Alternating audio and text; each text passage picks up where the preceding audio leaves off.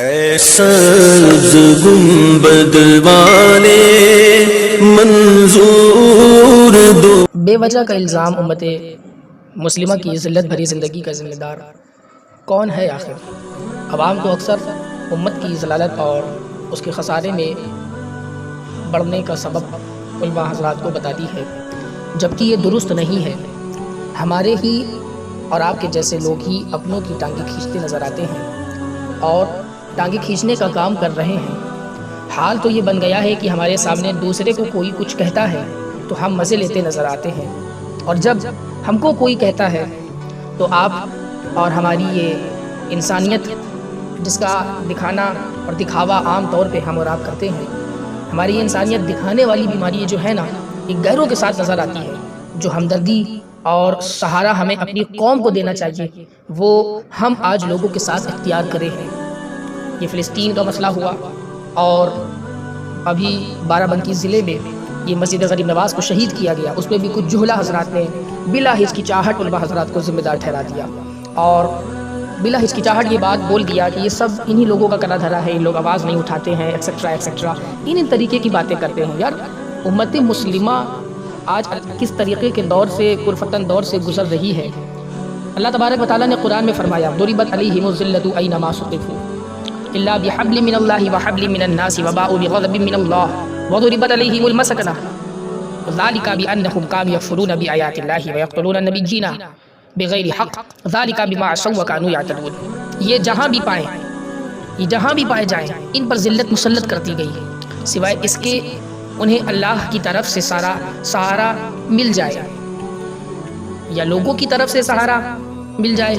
یہ اللہ کے غضب کے مستحق ہیں اور ان پر محتاجگی مسلط کر دی گئی ہے۔ یہ اس وجہ سے ہے کہ وہ اللہ کی آیتوں کے ساتھ کفر کرتے تھے اور نبیوں کو ناحق شہید کرتے تھے، اور اس لیے کہ وہ نافرمان اور سرکش تھے۔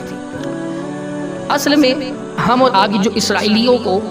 اور امریکین کو ان کے ٹائی شائی کو، ایک ان کا پینٹ شرٹ پہننے کے طریقے کو دیکھ کے رعب والا سمجھ لیتے ہیں، اور ان کے سامنے خود کو ہی اپنے آپ سے ذلیل سمجھنے لگتے ہیں۔ ان کی تیز تھرار والی زبان انگریزی کو بولنے سے،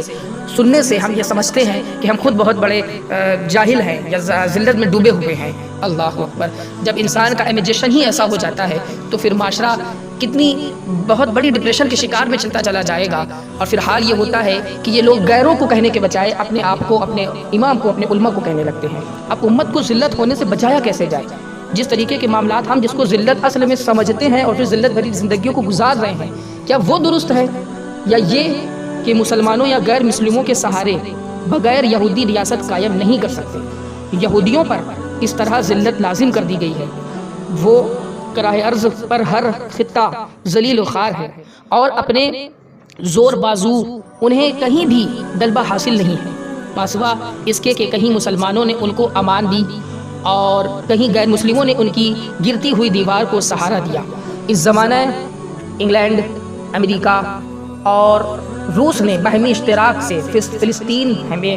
اسرائیل کے نام سے ایک یہودی ریاست قائم کر دی ہے۔ اللہ اکبر! اور آج کل امریکہ ان کا پشت پناہ ہے۔ یہ صرف اپنی انفرادیت قوت سے، جس طریقے سے اگر ہم اور آپ دیکھیں، یہ اپنی انفرادی قوت سے ہے کہ یہ حکومت قائم نہیں کر سکتے۔ جہاں بھی پائے جائے ان پر ذلت مسلط کر دی گئی ہے۔ یہ اللہ تبارک و تعالیٰ قرآن میں کہہ رہا ہے۔ ہم ان کے یہ جو جس طریقے سے یہ عرب والے کبھی جا کے امریکن والوں کے جو ہے ساتھ کھڑے رہتے ہیں، کبھی یہ اسرائیلیوں کے ساتھ کھڑے رہتے ہیں، ان لوگوں کو ذاتی برابر بھی شرم نہیں ہے، اور اللہ نے تو کہا نا ان کی عزت وغیرہ کچھ نہیں، یہ ہمیشہ ان پر ذلت مسلط کر دی گئی ہے، سوا ان کے کہ یہ ادھر ادھر جائیں اور اس طریقے سے جو مسلمانوں کے نام سے زمانے میں اللہ نے جن لوگوں کو بھی مسلم کے نام سے عزت بخشی ہے، تو ان لوگوں کے ساتھ بھی اگر ان کی رسی کو یہ پکڑ لیں گے تو اللہ تبارک و تعالیٰ ان کے صدقے تھوڑی سی دنیا میں خالی ان کے لیے عزت کی جگہ دے دیتا ہے، لیکن یہ اصل میں عزت ان کی نہیں ہے، لیکن ہم اس کو رعب سمجھتے ہیں۔ اللہ اکبر! تو انہیں اللہ کی طرف سے سہارا مل جائے یا لوگوں کی طرف سے سہارا مل جائے، یہ اللہ کے غضب کے مستحق ہیں اور ان پر محتاجی مسلط کر دی گئی۔ یہ اس وجہ سے ہے کہ وہ اللہ کی آیتوں کے ساتھ کفر کرتے تھے اور انبیاء کو ناحق شہید کرتے تھے، اور اس لیے کہ وہ نافرمانی اور سرکش تھے۔ میں اسی طریقے سے اگر آپ دیکھیں کہ اور آج کل تو ان کا ایک اگر بول دیا جائے کہ MT قوت بننا بھی امریکی مدد کی وجہ سے ہے، اس کے بعد اللہ تعالیٰ نے بیان فرمایا کہ یہ ذلت غضب الہی اور مسکینی مسلط کیے جانے کے مستحق اس لیے ہوئے کہ اللہ تعالیٰ کی آیتوں کا یہ انکار کرتے اور انبیاء کرام علیہ السلام کو یہ ناحق قتل کر رہے تھے، اور اللہ کی آیتوں کا انکار کرنا، انبیاء کرام علیہ السلام کا قتل یہ اس لیے کرتے تھے کہ یہ ہمیشہ سے اللہ تبارک و تعالیٰ کی نافرمانی اور اللہ تعالیٰ کے حدود سے تجاوز کرتے رہے۔ اور اس آیت سے مسلمانوں کو یہ اطمینان بھی دلایا گیا، سبحان اللہ۔ یہ آیت سے اللہ تبارک و تعالیٰ نے اس طریقے سے دل کو اطمینان دلایا۔ اللہ خود فرماتا ہے ضربت علیہم الذلۃ، یہ جہاں بھی جائیں گے تم ان کی ٹائی کو دیکھ کر، ان کی پینٹ بوشٹ پہننے کو دیکھ کر اور ان کے جو ہے رواب کو دیکھ کر تم یہ مت سمجھنا کہ یہ بہت عزت والے ہیں، نہیں، یہ جہاں بھی جائیں گے ان پر ذلت مسلط کر دی گئی ہے، ہر طرف یہ جائیں گے ان پر ذلت مسلط کر دی گئی ہے۔ مسلمانوں کو یہ اطمینان دلایا گیا کہ جن لوگوں پر ہر جگہ خدا کی مار اور لعنت پڑ رہی ہے وہ تمہارا کیا بگاڑ سکیں گے، اور جو لوگ غیروں کے ساتھ بغیر اپنی حکومت قائم نہیں کر سکتے وہ تمہاری حکومت کو کیا نقصان پہنچا سکتے ہیں۔ مسلمانوں کے لیے یہ اطمینان اور تسلی اور یہودیوں پر غلبہ کی بشارت صرف اس وقت تک ہے جب تک وہ اللہ تعالیٰ اور اس کے رسول صلی اللہ علیہ وسلم کی اطاعت گزار ہیں، اور جب مسلمان اجتماعی طور پر دینی اقدار سے منحرف ہو جائیں، اسلامی اقدار پر عمل کرنا ان کے لیے باعث تنگ آر ہو جائے، سو آج کے ماڈرن معاشرہ میں کسی مسلمان نوجوان کا داڑھی رکھ لینا، سر پر امامہ باندھنا، اسی طرح باعث ملامت اور عورتوں کا برقع پہننا، نامحرموں سے ہر طرح سے ہنس ہنس کے بات کرنا اور ان سے پردہ نہ کرنا،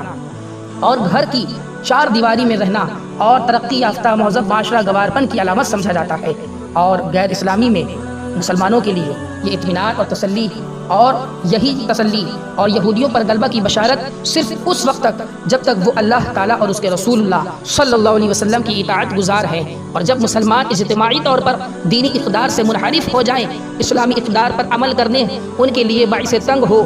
اور تنگ آر ہو جائے، سو آج کے ماڈرن معاشرے میں دیکھیں نا آپ کس طریقے کا ماحول برپا ہو چکا ہے۔ اور یہاں تک کہ حال تو یہ ہے کہ یہ عورتوں کے ساتھ جس طریقے کے معاملات پیش آتے ہیں آپ اس کو بھی دیکھ رہے ہیں، یہاں تک کہ عورتوں کا برقع پہننا، نامحرموں سے پردہ کرنا اور گھر کی چار دیواری میں رہنا، یہ ساری علامتیں ہیں اس ترقی یافتہ مہذب معاشرہ کو گوارپن کی علامت بھی سمجھتے ہیں۔ غیر اسلامی تہذیب و ثقافت کو اپنانا ان کے لیے فخر کا باعث ہونا، نماز، روزہ، زکوٰۃ، حج اور دیگر اسلامی احکام ان کو بوجھ معلوم ہونے لگے تو پھر ان مسلمانوں کا ان لعنتی اور مغضوب یہودیوں کے ہاتھ مسلسل شکست کھانا کوئی حیرت اور تعجب کی بات نہیں ہے۔ ہم جس کو ذلت سمجھ رہے ہیں مسلمانوں، وہ ذلت نہیں ہے، ذلت تو صرف انہی کافر و یہودیوں کے لیے ہے، لیکن ہاں اگر ہم ان سارے حدود کے اندر حدود سے باہر نکلیں گے، رب کے حدود جو اللہ نے حدود بیان فرمائے ہیں کہ نماز، روزہ، حج و زکوٰۃ، ایمان کے ساتھ اگر یہ ساری چیزیں ہم کر رہے ہیں تو یقیناً ہم اچھے ہیں اور نجات والے ہیں۔ اللہ تبارک و تعالیٰ ہر طرح سے ہماری مدد فرمائے گا اور ہمیں عزت سے بھی نوازے گا، چونکہ اللہ خود فرماتا ہے